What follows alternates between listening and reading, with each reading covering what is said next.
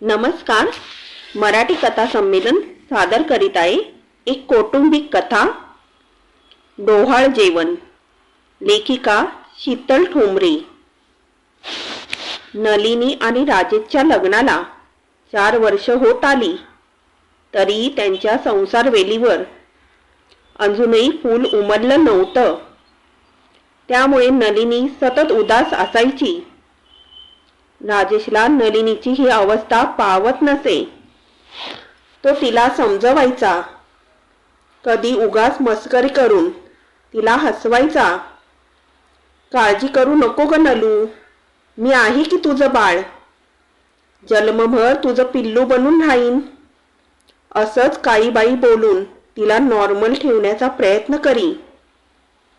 तर दुसरीकडे नलिनीची सासू, राजेशची आई सुरेखाबाई मात्र नलिनीला मूल होत नाही म्हणून सतत टोचून बोलत असे. नलिनी आणि राजेशचा प्रेम विवाह. दोघांच्या विवाहाला सुरेखाबाईंचा कडकडीत विरोध. त्यांचा विरोध पत्करून दोघांनी लग्न केलं.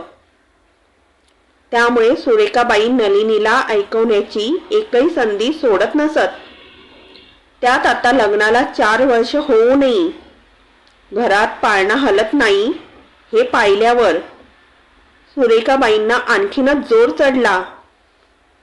उठता बसता त्यांनी नलिनीला दूषणं द्यायला सुरुवात केली. नलिनी जॉब सांभाळून घरच्या सर्व जबाबदाऱ्या पार पाडायची. सासूला खुश ठेवण्यासाठी सतत प्रयत्न करायची. पण म्हणतात ना, स्वभावाला औषध नसतं.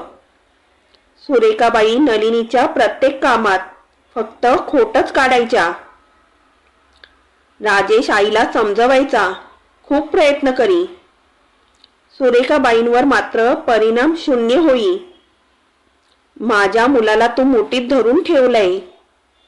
एवढा संसार केला पण आम्ही नाही असं वागलो. सुरेखाबाईंचे टोमणे सतत चालू असायचे. नलिनी मात्र सासूच्या बोलण्याकडे शक्य तितकं दुर्लक्ष करण्याचा प्रयत्न करी.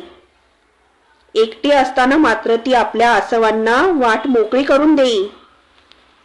राजेशचं तिच्यावरचं प्रेम तिच्या सर्व जखमांवर फुंकर घालण्याचं काम करी. घरात वाद कलह नको म्हणून नलिनी सर्व निमूटपणे सहन करी. वर्षभरापूर्वीच राजेशच्या बहिणीचं रोहिणीचं लग्न झालेलं. घरात तिने गोड बातमी दिली. सुरेखाबाईंना खूप आनंद झाला. त्यांच्या हातात आयतं कोलीत मिळालं. लेकीचं कोड कौतुक करता करता त्या नलिनीचा पान उतारा करू लागल्या. नलिनीला रोहिणीच्या गोड बातमीचा आनंदच झालेला. नलिनीच्या लग्नानंतर 3 वर्षापर्यंत दोघी अगदी मैत्रिणीसारख्या राहिल्या. रोहिणीलाही आईचा स्वभाव पटत नव्हता. पण सुरेखाबाईंच्या पुढे कुणाचंच काही चालत नव्हतं. हा म्हणता रोहिणीला 8 महिने पूर्ण झाले. पहिलं बाळंतपण माहेरी करण्याच्या प्रथेप्रमाणे रोहिणीला माहेरी आणलं. सुरेखाबाईंनी आपल्या लेकीचे सगळे डोहाळे पुरवले. रोहिणीला काय हवं काय नको त्या स्वतः जातीने पाहात. आपल्या लेकीसाठी किती करू आणि किती नको असं त्यांना झालेलं. 9वा महिना संपला आणि घरात तयारी सुरू झाली. ती रोहिणीच्या डोहाळ जेवणाची. नलिनीने सगळ्या कामाची जबाबदारी स्वतःवर घेतली. कुठे काही कमी पडू नये याची दक्षता नलिनी घेत होती. नाहीतरी सर्व काही करून सासूबाईंची बोलणी होतीच. पाहुण्यांची यादी, जेवणाचा मेनू, देण्या घेण्याचा कार्यक्रम सगळी जय्यत तयारी झाली. घराच्या सजावटीपासून पाहुण्यांची उठबस, खरेदी सगळी जबाबदारी नलिनीने कसली कसूर न करता उत्तम पार पाडली. रोहिणीच्या डोहाळ जेवण निमित्ताने जणू काही ती स्वतःची स्वप्न पूर्ण करत होती. घरातील एकुलती एक सून म्हणून संपूर्ण जबाबदारी तिच्यावरच तर होती. राजेशनेही या सगळ्यात तिला उत्तम साथ दिली. प्रत्येक कामात तो तिला मदत करत होता. डोहाळ जेवणाचा दिवस उजाडला. कालपासूनच घरात पाहुण्यांचा राबता सुरू झालेला. घरात नुसती लगबग सुरू होती.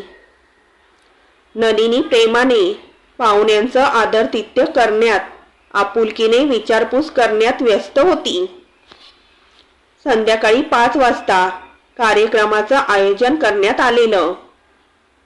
पाहुणे मंडळींनी घर भरलं. रोहिणीच्या सासरची मंडळी आली. इतका वेळ कामात व्यस्त असणारी नलिनी स्वतःची तयारी करायची पार विसरून गेली. मग रोहिणीने जबरदस्तीने तिला तयारी करण्यास पाठवले.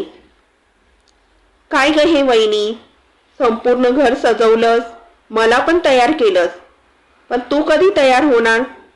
जा बरं पटकन आवरून घे. नलिनी तयारी करून खोलीच्या बाहेर आली. हिरव्या रंगाची बारीक काटाची बुट्ट्या साडी ती नेसली होती. तिच्या लांबसडक वेणीत माळलेल्या गजऱ्याने ती अधिकच खुलून दिसत होती. राजेशची तर नजर तिच्यावरून हटेना. रोहिणीने हळूच राजेशला चिमटा काढला आणि एकच हशा पिकला. नलिनी तर लाजून चूर झाली. 5 वाजता कार्यक्रमासाठी सगळे हॉलमध्ये हजर झाले. कार्यक्रम सुरू झाला. सगळे आनंदी होते. रोहिणीचं कोडकौतुक करण्यात मग्न होते. ओटी भरण्याचा कार्यक्रम सुरू झाला. मायेची ओटी भरण्यासाठी रोहिणीच्या सासूने नलिनीला हाक मारली, पण सुरेखाबाईंनी नलिनीला विरोध केला. वांजोट्या बाईने ओटी भरू नये, अपशकुन असतो. असंच काही बाई त्या बरळायला लागल्या. सगळ्यांसाठी हे अनपेक्षित होतं. सुरेखाबाई असं काही बोलतील असं कोणालाच वाटलं नव्हतं. जणू काही इतके दिवस मनात भरलेला राग त्या अशा प्रकारे बाहेर काढत असाव्यात. त्यांच्या तोंडून निघालेला वांजोटा शब्द नलिनीच्या जिवारी लागला. राजेश आणि रोहिणीच्या तर रागाचा पारा उचडला. आईचं हे बोलणं त्यांना न आवडलं न पटलं. रोहिणीने नलिनीचा हात धरून तिला जवळ घेतलं.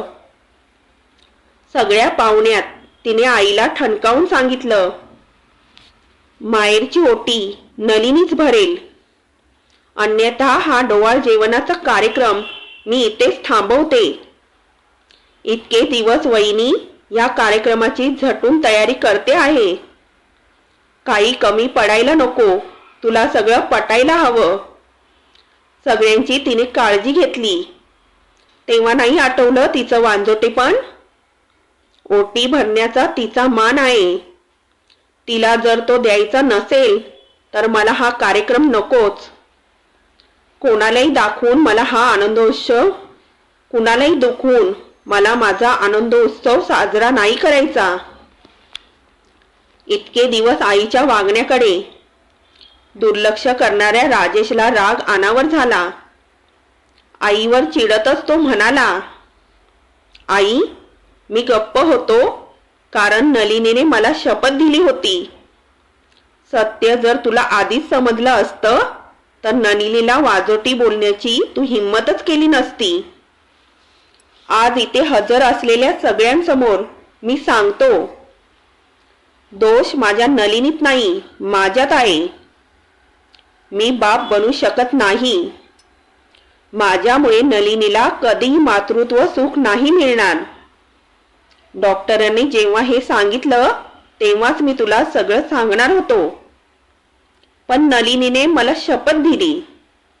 तुला जर हे सत्य समजलं तर तुला धक्का बसेल, तुला सहन होणार नाही. म्हणून नलिनीने मला गप्प बसवलं. तू तिला छळत होतीस, पण ती मात्र तुझाच विचार करत होती. नलिनीच्या डोळ्यातून अश्रुधारा वाहत होत्या. सुरेखाबाईंना समजेना हे काय चाललंय. त्यांचा स्वतःच्या कानावर विश्वास बसेना. राजेश जे काही बोलला ते ऐकून त्यांना जबरदस्त धक्का बसला. काही समजण्याच्या आतच त्या जमिनीवर कोसळल्या. राजेशने डॉक्टरांना बोलवले. डॉक्टरांनी सुरेखाबाईंना तपासले. घाबरण्याचं काही कारण नाही. त्यांना मानसिक धक्का बसलाय. हळूहळू येतील त्या शुद्धीवर. सुमारे अर्धा तासाने त्यांना शुद्ध आली. डोळे उघडताच त्यांनी पहिली हाक मारली ती नलिनीला. नलिनी आपल्या अश्रूंना मोकळी वाट करून देत होती. इतके दिवस मनात एक संघर्ष घेऊन वावरत होती. आज सगळं समोर आलं. आता पुढे काय या विचारांनी मनात काहूर माजलं. सुरेखाबाईंनी नलिनीला जवळ घेतलं. मला माफ कर नलिनी, मी तुझ्यावरचा राग असा व्यक्त करायला नको होता. एक स्त्री असूनही मी तुझ्या भावना समजू शकले नाही. किती त्रास दिला मी तुला, पण तरी तू मात्र माझ्याशी चांगलंच वागत राहिलीस. मला माफ करशील ना नलिनी? सुरेखाबाईंनी नलिनी पुढे हात जोडले. नलिनीने आपल्या सासूचे हात हातात घेतले. आई, हे हात फक्त आशीर्वाद देण्यासाठी पुढे येऊ द्या, माफी मागण्यासाठी नाही. माझा तुमच्यावर राग नाही. झालं गेलं विसरून जा. मनातील सारे हेवेदावे संपले. आनंदाने रोहिणीचा डोहाळ जेवणाचा कार्यक्रम पार पडला.